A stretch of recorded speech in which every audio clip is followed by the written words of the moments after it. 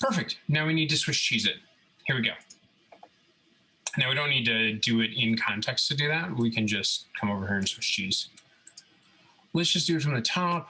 And again, there's a number of different ways to Swiss cheese it. Tonight, this is just putting a pattern in here, right?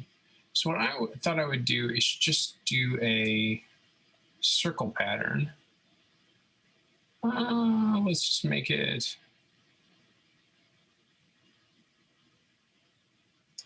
we'll make it like 2.5 inches. Okay. Let's anchor it. Let's figure out where to anchor it here. About 3 inches in, about 3 inches over. Look about right. So all I'm doing here is making it look reasonable. Now we're going to make just a circle pattern all the way around here, and we're going to use our pattern tool here in just a second to do it.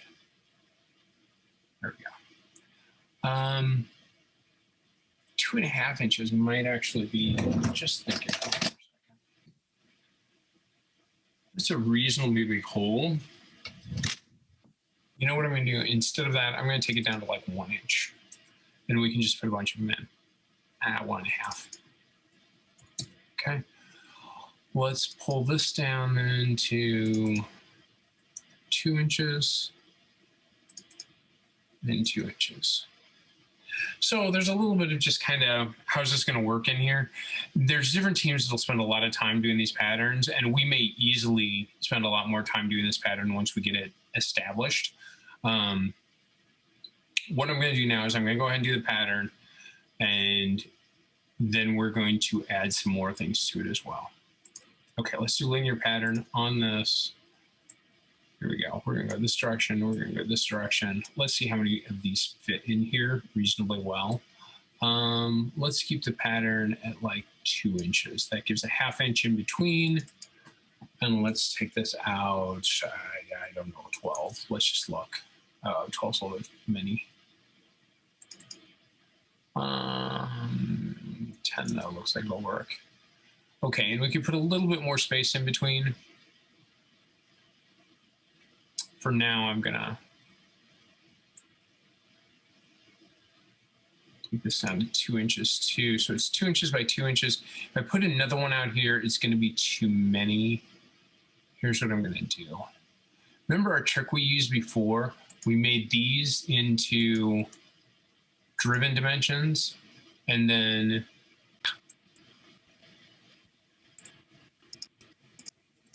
okay, back to where we were. What we're going to do is we're going to set the distance to the center point in that to be the same, and then it'll just space them out. Let's also, at the same time, we know this is going to be 10. Where's our other one here? 2. Let's take this down. 12. Let's take it down to close to 14 then. Ooh, 14's a little over. Okay, 13 it is. Our lucky number. All right, now I'm going to go ahead and lock it in by clicking on the left button. Puts all my circles in there. I'm going to take and make these now driven dimensions instead of driving dimensions. And notice it makes them all blue now. Okay. Then we're going to take and we're going to dimension it from the edge here over to the center and make this 2 inches. Okay. Now we've set everything from left to right in that, but we also need to do it down here. All right, now that should lock in everything and it should evenly distribute. Oops, did that wrong. I want it from the center point to the edge, is 2, okay? Gives us a nice pattern all the way down. And now we'll go ahead and take it out of there. Let me just put Swiss cheese. Okay. Now we'll go ahead and remove that. Swiss cheese, we will remove. We will say up to face. We'll do it to the back side. Now stop. Up to, there we go. All right. So now we've got it all Swiss cheese. Now there's a couple other things that we need in here. One of them is that we need to actually make holes for our gearbox. Okay. So let's go back to our drivetrain here. Ooh, it's looking pretty good. All Swiss cheese, looking good. All right, here we go. We're going to go ahead and put in a spot for the gearbox on each side. We're going to go ahead and edit it in context again.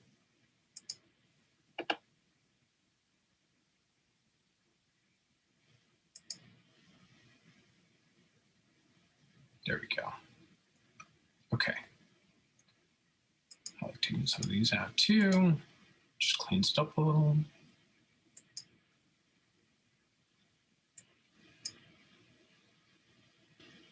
Oh, you know what happened here? Another pro tip. Let's go back to the assembly for a second. If you're having that issue where this is sitting below it when you actually go to edit in context, what you have to do is right click and update context one. Okay. Now notice that there's a little circle down here that's showing that it's doing it. So I'm waiting for it to get done. Once it's done, if I right click on it and edit in context, it will be fine again and it will put it in the correct location. It's taking a little longer than I thought. Maybe it's stuck. We're going to go ahead and edit in context and see how we're doing.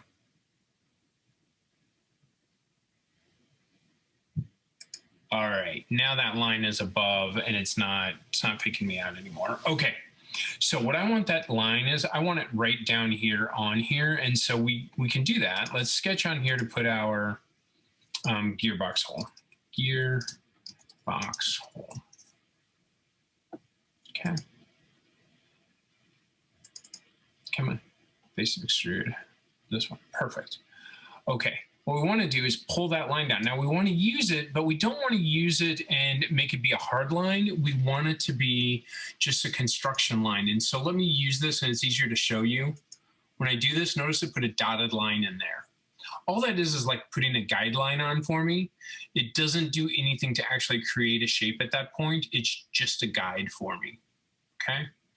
Now what I know is I'm gonna want a hole over here by this bearing, where this gearbox can go so that it can stick slightly through the belly pan. So I'm going to also do right along here. There's the center. So I put a point right in the center. You can use this point just to make sure that you're right at that center point, okay? All right, now what we're going to do is we're going to draw a rectangle. I'm going to draw just a corner rectangle because I want it to attach to this construction line. Oh, look at this. I made it construction again. So I accidentally did not have that turned off. I can switch these lines over, but what I'm really going to do is just undo that box and redo it without the construction line. All right. Now we've got it on there. Now let's just get our dimensions real quick. This has got to be 5 inches. And this has got to be 4.2. I think it's something like that. You would, of course, actually put your gearbox in here to know exactly what that should be, okay? Here's the problem, though. We're not centered on here yet.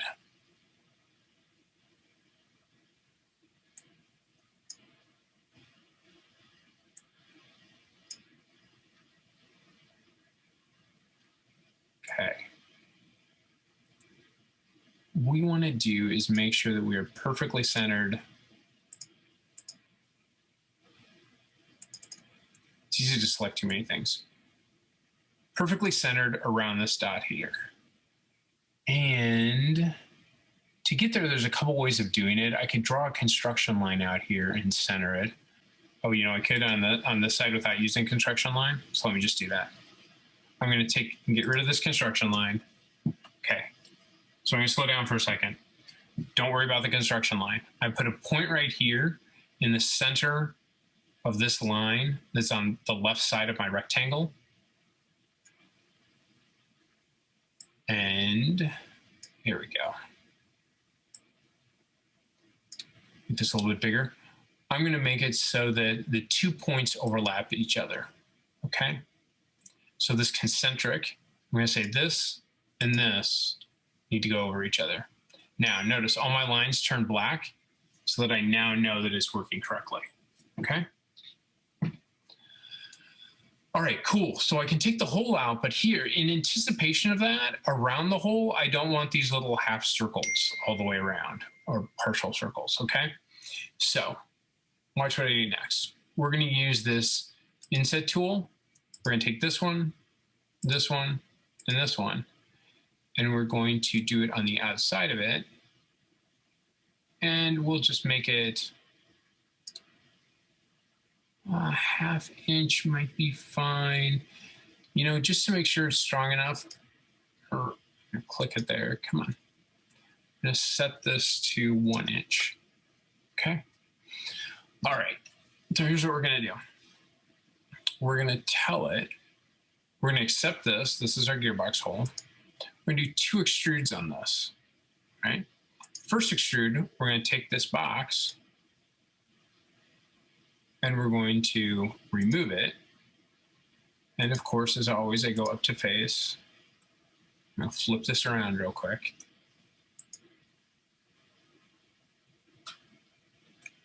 And it's created my hole. Okay, so now I've got my box hole. But remember, I wanted that outline around here too, so that it's 1 inch around without anything cutting into it. I'm gonna go over here now. This is really nice. Click on the eye here to show it. Okay, so now we see what we did before, this area right here. Okay.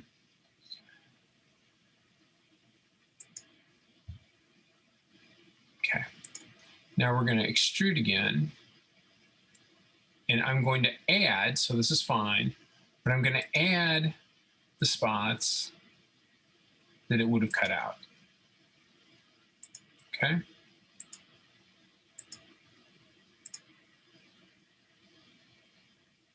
All right. Now, I don't want to do it blindly. I want to do it up to face. So I'm going to do that. And then rotate it again. Go to the face. Rotate back. Okay, now we should be good. Hit OK. And notice it's made a nice box around it. Okay? So now I've got my box. Now, how do I do it on the other side and make it as easy as possible?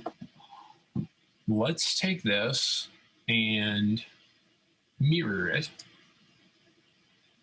And we're going to do, let's unhide some of these. We want the mirror plane. Oopsie.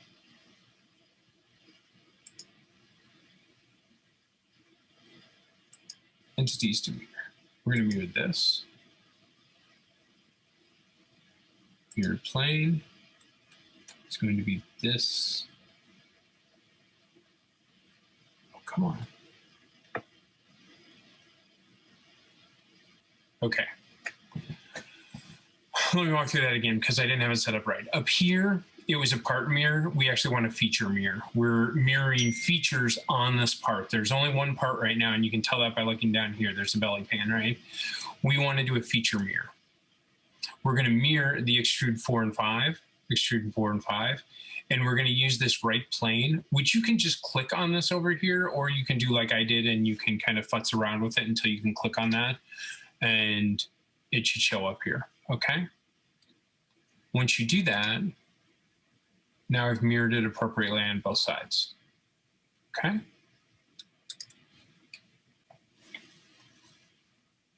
Any questions on that?